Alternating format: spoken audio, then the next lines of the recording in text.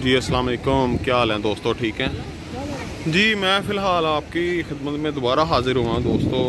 कुछ अपना एक्सपीरियंस बताना चाह रहा था पाकिस्तान से सऊदी अरेबिया आने का डिसीजन क्यों लिया। इसकी बहुत सी रीज़न थी। एक तो कह लेंगे हर बंदा चाहता है कि उसका फ्यूचर जो है ब्राइट हो, खुशहाल हो, उसको अच्छे पैसे मिलें। ज़ाहिर सी बात है, हम कोई लैंडलॉर्ड या कोई इस तरह कोई बिज़नेस वगैरह तो है नहीं जो हम बिज़नेस ही करेंगे। जॉब होल्डर पर्सन है शुरू से ही, तो इस वजह से हर बंदा चाहता है कि उसकी सैलरी बेहतर हो। और कुछ वैसे भी पाकिस्तान के पिछले 5-6 साल से आपको बताइए क्या कंडीशन चल रही है हर वाले से।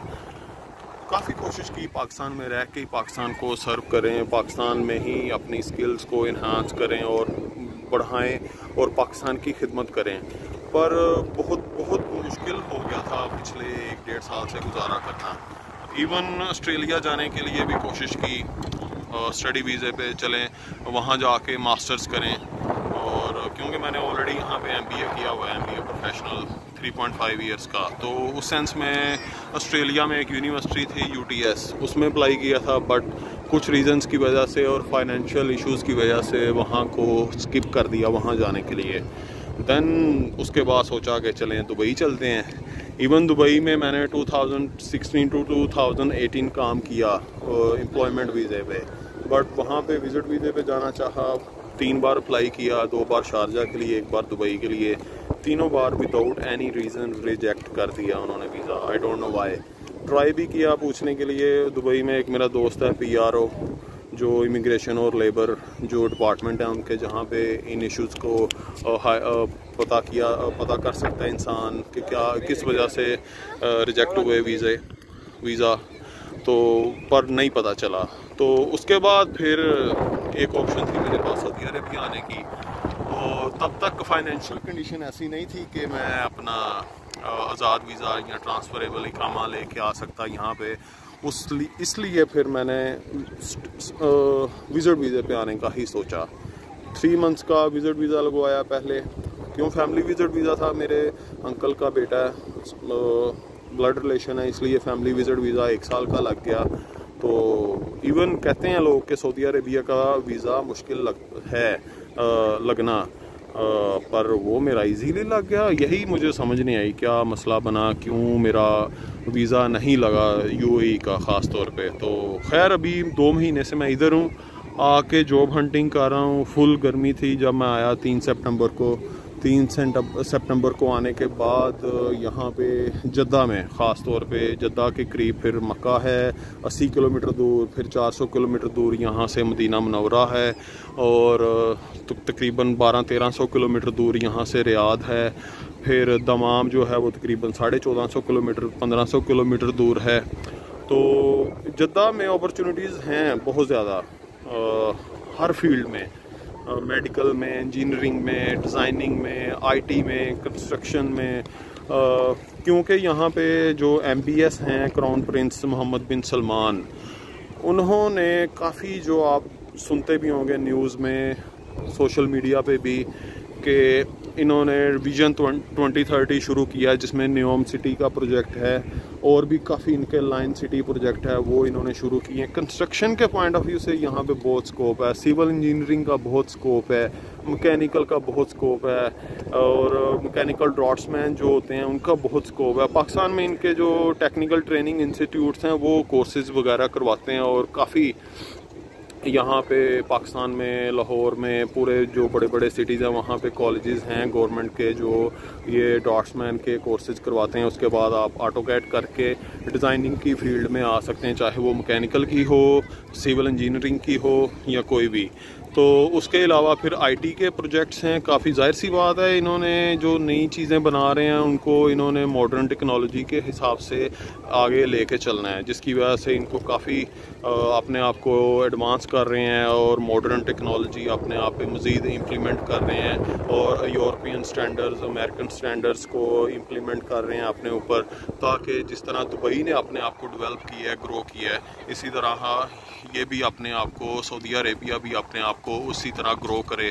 क्योंकि दुबई को तो पहले ही पता चल गया था कि इनके पास ऑयल के रिजर्व्स थोड़े हैं, और उन्होंने टाइमली अपने आप को एक टूरिस्ट डेस्टिनेशन डिक्लेयर किया और अपने आप को एक पूरी दुनिया में एक अट्रैक्टिव टूरिस्ट डेस्टिनेशन डिक्लेयर करके और अपने आप को मनवाया है कि यस हम भी कुछ कर सकते हैं, और मिनी यूरोप कहलाता है दुबई भी। तो इस सेंस में अब सऊदी अरेबिया के क्राउन प्रिंस जो हैं एक बहुत ही ब्रॉड विजन और बहुत ही अच्छे और बहुत ही इंटेलिजेंट पर्सन है, जिन्होंने ये चीज़ अंडरस्टैंड कर लिया, और इसीलिए उन्होंने तकरीबन 500 अरब डॉलर, $500 बिलियन का प्रोजेक्ट जो है, न्योम प्रोजेक्ट, वो लॉन्च कर दिया हुआ है, जो 2030 विजन का हिस्सा है, और मज़ीद आगे शायद 2050 2050 तक चले। तो उस सेंस में इन्होंने ये काम करने ही करने हैं। कंस्ट्रक्शन तो इनकी अब नहीं रुकने वाली, वो अब चलती रहनी है। तो मेरा तो यही था सीन कि मैं यहाँ पे आके विज़िट वीज़े पे चलें, अपनी किस्मत आजमाता हूँ और देखता हूँ क्या बनता है। पर फ़िलहाल अभी तक मुझे कोई रिस्पांस नहीं आया, क्योंकि मेरी फील्ड MBA है, मैनेजमेंट पॉइंट ऑफ व्यू से है, और एक्सपीरियंस भी है रिटेल सेल्स का, मार्केटिंग का, एडमिनिस्ट्रेशन का, और वेयर हाउस मैनेजमेंट का, ई-कॉमर्स सेक्टर में। तो जिसकी वजह से अभी फ़िलहाल यहाँ पे कोई अपॉर्चुनिटी मुझे नहीं मिल पा रही। किस वजह से? मेन वही बात कि मेरे पास अपना वीज़ा नहीं है, ट्रांसफरेबल नहीं है। इवन 5-6 इंटरव्यूज़ दिए हैं मैंने उसी में यही एंड में डिस्कशन क्लोज हुई है कि मेरे पास इकामा नहीं है, और मैं विज़िट वीज़े पे हूँ, मेरे पास ट्रांसफरेबल इकामा नहीं है, इसलिए मुझे वो लोग हायर नहीं कर रहे। तो अब कोशिश कर रहे हैं, कज़न भी मेरे और भी जो रेफरेंसेस वगैरह मिले हैं अपने भाइयों से या मेरे और दोस्तों से, तो ट्राई कर रहे हैं कि बाहर घूमना इतना आसान नहीं है। दिन के टाइम निकलना, सुबह 9 से 9 बजते हैं, हम चलो ऑफिस निकलते हैं पाकिस्तान में, इतनी गर्मी नहीं लगती गर्मियों में भी, बट यहाँ पे 9-10 बजे सूरज जो है फुल आग बरसा रहा होता है, और 2-3 बजे तक बंदा आराम से पैदल नहीं घूम सकता बाहर, हल्का फुल्का भी थोड़ी दूर 1 किलोमीटर भी नहीं चल सकता पैदल। ये भी मैं ज़्यादा बता रहा हूँ, आधा किलोमीटर भी नहीं चल सकते आप 3 बजे दोपहर के। तो यहाँ पे लोग निकलते हैं ज़्यादा असर के बाद, मतलब 4-5 बजे शाम को निकलते हैं, और फिर रात 12-1-2 बजे तक बाहर घूमते हैं फिरते हैं। शॉपिंग मॉल्स की बात कर रहा हूँ, मार्केट्स की बात कर रहा हूँ, इस तरह। पर जो ऑफिसेज वगैरह हैं वो तो जाहिर सी बात है, उन्होंने अपनी टाइमिंग करनी है, अपनी मतलब जो है 8 to 5, 8 to 10 वो वैसे चलते हैं। ऑफिस जॉब की बात कर रहा हूँ, या जो बड़ी कंपनीज़ हैं, फैक्ट्रीज़ हैं, वो चीज़ें, तो वो उनकी रूटीन तो वही है। तो बाकी पैदल बाहर घूमने के लिए जॉब हंटिंग के पॉइंट ऑफ व्यू से बहुत मुश्किल है। मैं असर के बाद निकलता था 4 बजे, और रात को 8-9 बजे घर आता था वापस अपने फ्लैट में कज़न के पास। तो उस वजह से बड़ी मैंने रियलाइज़ किया, पहले मैं दिन में 4-5 किलोमीटर सिर्फ जाना और आना करता था, कि 2.5-3 किलोमीटर दूर गए, फिर 2.5-3 किलोमीटर वापस आ गए। तो हालत ये होती थी, पूरा जिस्म जो था वो पसीने से भर जाता था, और पानी की 2-3 बोतल जो मैं घर से ही लेके जाता था, जो फ्रीज हुई होती थी, वो मैं वक्फे से 1-2 घूंट पानी पीता रहता था बीच में, ताकि मैं बेहोश होके गिर ना जाऊँ। तो वो चीज़ थी।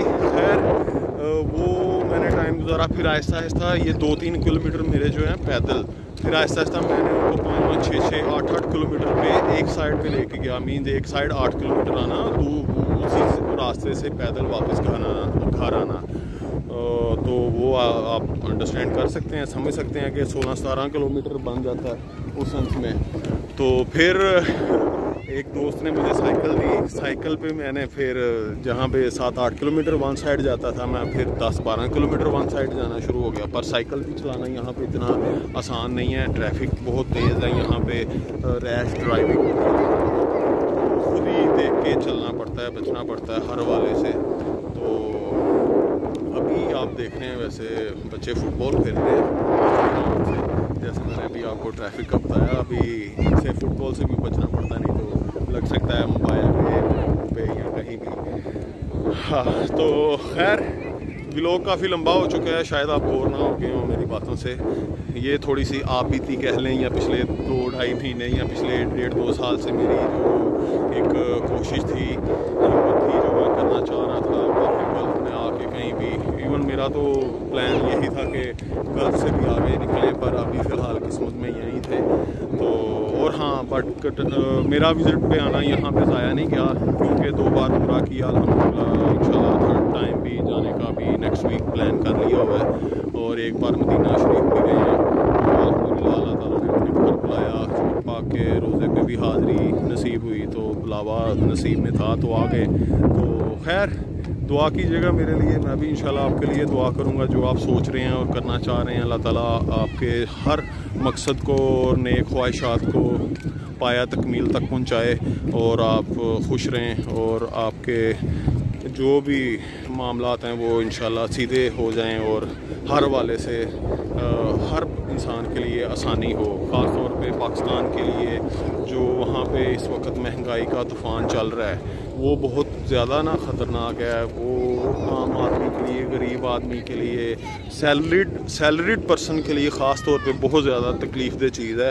क्योंकि सैलरियाँ तो वही हैं 70-80 हज़ार नॉर्मल एक मैनेजमेंट लेवल बंदे की बात कर रहा हूँ। मज़दूर की तो वही है 30-35 हज़ार शायद, जो इतना कमा लेता है। वो भी ज़्यादा बता रहा हूँ, नहीं तो कई पाकिस्तान में कंपनीज़ हैं जो बस 15-20 हज़ार में ही गुजारा करवा रही हैं अपने बंदों को, और वो भी बेचारे लगे हुए हैं कि चलो कुछ तो आए, घर की दाल रोटी तो चले कम से कम। दाल रोटी भी कहाँ चलनी है, आटा ही समझ नहीं आ रही क्या रेट चल रहा है, ना इधर ना उधर। अल्लाह करम करेगा। आप दुआ कीजिएगा मेरे लिए भी, मैं भी इंशाल्लाह आपके लिए, सबके लिए दुआ करूँगा जो देखने वाले हैं। और काइंडली मेरी इस वीडियो को अगर अच्छी लगी है तो लाइक और कमेंट ज़रूर कीजिएगा, हो सके और ये मेरी इन्फॉर्मेशन आगे दूसरों तक भी पहुँचाएँ, तो मे भी किसी के लिए कोई पॉजिटिव इन्फॉर्मेशन निकल आए और किसी का फ़ायदा हो, और वो इससे फ़ायदा उठाए इंशाल्लाह। बहुत शुक्रिया, थैंक यू, अस्सलाम वालेकुम। दुआ में याद रखिएगा। अल्लाह हाफ़िज़।